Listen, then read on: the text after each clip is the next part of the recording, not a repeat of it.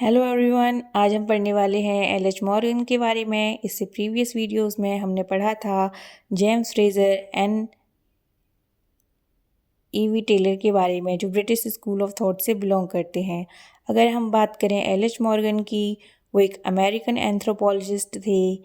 By profession he was a lawyer. अगर हम बात करें उनके द्वारा किए गए वर्क की, he published league of Iroquois, the second one is system of consanguinity and affinity of human family, and third one is ancient society. अब बात करेंगे उनके द्वारा किए गए मेजर कंट्रीब्यूशन की। First one is he developed the concept of kinship terminology. He divided it into two parts. First one is classificatory and the second one is descriptive. Now, what do you mean by classificatory and descriptive kingship terminology?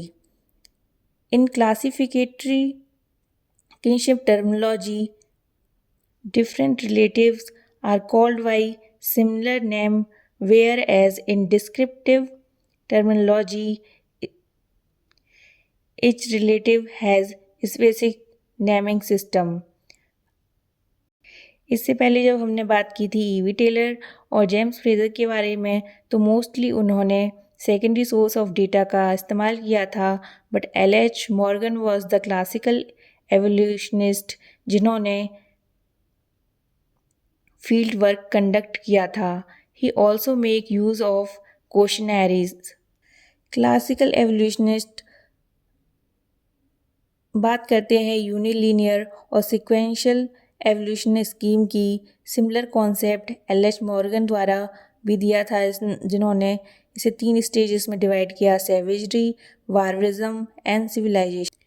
L H Morgan ने savagery को 3 parts में divide किया: lower, middle and upper. Similarly barbarism को भी 3 parts में divide किया गया है: lower, middle and upper barbarism. और बात करें सिविलाइजेशन की, इसकी कोई फर्दर क्लासिफिकेशन नहीं की गई है। अब बात करें कैरेक्टरिस्टिक्स की, तो सैवेजरी सिस्टम में mostly people was hunter and gatherers and there was no social institution like family. यहाँ पर प्रोमिस्क्यूटी का कॉन्सेप्ट था एंड मोस्टली पीपल लिव करते थे केव्स में। और सैवेजरी टाइम में लैंग्वेज पूरी तरह से डेवलप भी नहीं हुई थी। जैसे ही फेज़ आता है बार्बरिज्म का, डोमेस्टिकेशन ऑफ एनिमल्स स्टार्ट हो गया था, कल्टीवेशन भी स्टार्ट हो गई थी और लोग ग्रुप्स में हंटिंग करते थे। नाउ अगर हम बात करें कैरेक्टरिस्टिक्स ऑफ सिविलाइजेशन, सिविलाइजेशन वो फेज़ था जहाँ स्क्रिप्ट, लिटरेचर और टेक्नोलॉजी डेवलप करने लगी।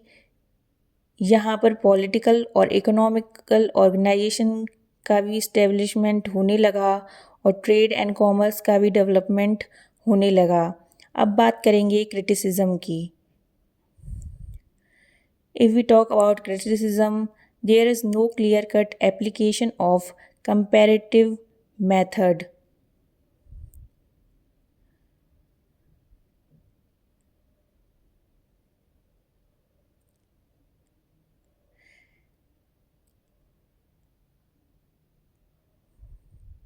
But L H Morgan was the first one जिन्होंने क्लासिकल एवोल्यूशनिस्ट में फील्ड वर्क की शुरुआत की थी and he also known as father of American anthropology. और उनका मेजर कंट्रीब्यूशन रहा है किंगशिप टर्मिनोलॉजीज़ को डिफ़ाइन करने में।